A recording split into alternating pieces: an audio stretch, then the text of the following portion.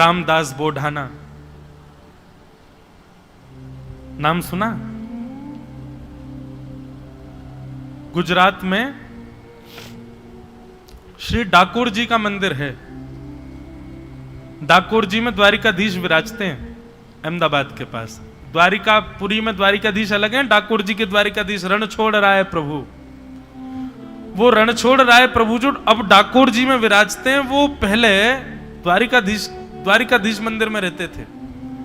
और ये रामदास बोढ़ाना जी जो हैं, ये हर एकादशी पर जाते थे और हर एकादशी पर जाकर के दिन भर अन्न नहीं पाते थे, शाम को पहुंचते थे, पैदल चल के जाते थे डाकोर जी से, और शाम को पहुंच करके द्वारिकाधीश का दर्शन करके फिर रात भर जागरण करते थे, रात भर कीर्तन सुनाते थे ठाकुर जी को, और ठाकुर जी को कीर्तन सुना के सुबह होते ही मंगला दर्शन करके फिर निकल जाते थे।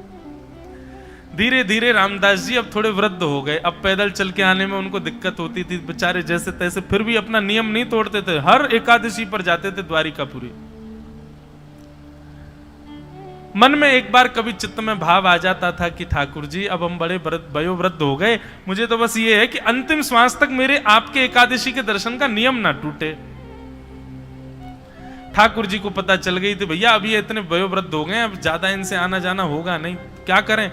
वर्षों से चली आ रही मंदिर की सेवा को ठाकुर जी त्यागने को तैयार हो गए। रामदास बोढ़ाना आए और रात्रि जैसे ही जागरण करने लगे तो नेत्र बंद करके जागरण कर रहे थे, उनके चित्त में अपने आप ठाकुर जी मानो ऐसे दिखने लगे कि मंदिर का गर्भगृह खुल गया है और ठाकुर जी सचल रूप में बैठे हैं और कह रहे हैं, ए रामदास चल मुझको अपनी गोद में लेकर के चल दे, अब मैं तेरे संग ही रहूंगा, तू जहां रहता वहीं रहूंगा, तुझे रोज रोज आने, तुझे हर एकादशी आने की जरूरत नहीं है। रामदास जी को एक क्षण के लिए चिंतन चित्त में आया, तुरंत नेत्र खोल के देखे तो सामने तो कुछ नहीं, पर गर्भगृह का द्वार खुला हुआ था।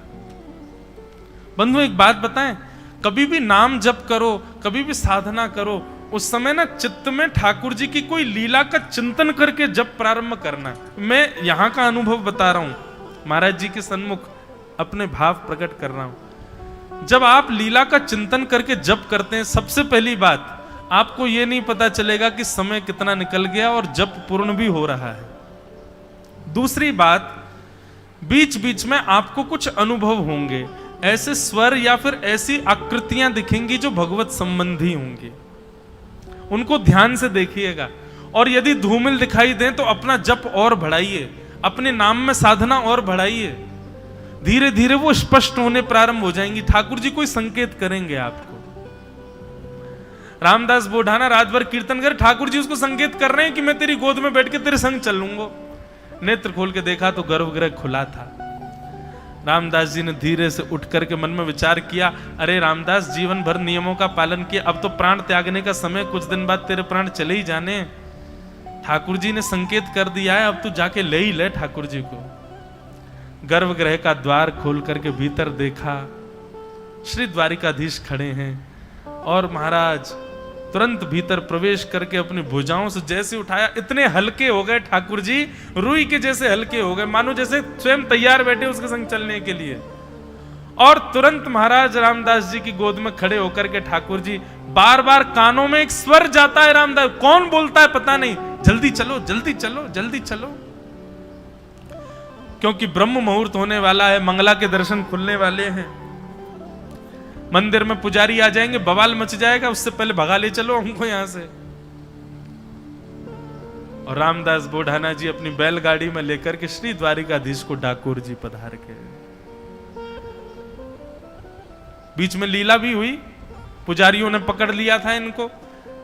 अब जैसे पुजारियों को आता देखा, ये ठाकुर जी को लेके एक बावड़ी में कूद गए, एक सरोवर था उसमें कूद गए, अंदर जाके वहां पे गुफा सी थी, उसमें ठाकुर जी को बैठा दिया। पुजारियों ने आके बैलगाड़ी देखी तो बैलगाड़ी में ठाकुर जी तो नहीं मिले, उनकी एक पटका मिल गया। ठाकुर जी भी, ये सब लीलाएं भी ठाकुर जी कराते हैं, सीधे सीधे किसी को मिल जाए ऐसा तो हो ही नहीं सकता, उसको थोड़ी पीड़ा ना हो, ठाकुर जी पूर्ण विचार करते हैं, थोड़ी पीड़ा तो इसको दिलाई दूं मैं। अब रामदास जी की बैलगाड़ी में ठाकुर जी नहीं मिले, लेकिन उनकी पीतांबरी मिल गई।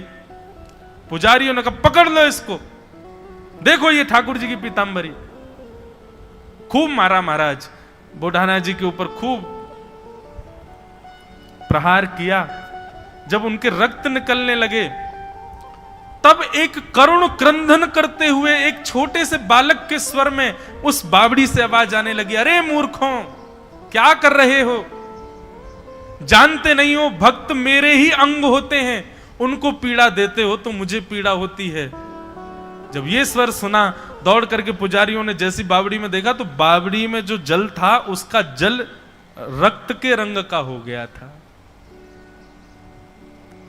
पुजारियों ने कहा, अरे भैया, ये बुढ़ाना जी नहीं लेके जा रहे हैं, ठाकुर जी इनके साथ जा रहे हैं, छोड़ दो।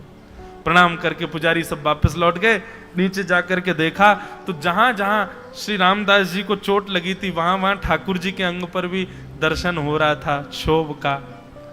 नेत्रों से नीर बहाने लगे, चरणों में मेरी वजह से कष्ट हो गया ठाकुर जी। प्रणाम करके जैसे ही देखा तो ठाकुर जी का भी घाव ठीक हो गया, बुढ़ाना जी के घाव भी ठीक हो गए और अपने अंग से भर करके बुढ़ाना जी उनको लेकर के ठाकुर जी पधारे। कितनी लीलाएं सुनाऊं। ठाकुर जी नियमों में रहते ही इसलिए हैं, तुम में हिम्मत हो तो तुड़वा लो। तुम्हारा प्रेम यदि उज्जवल होगा, श्रेष्ठ होगा, तो ठाकुर जी नियम तोड़ने के लिए ही नियम में बैठे हैं।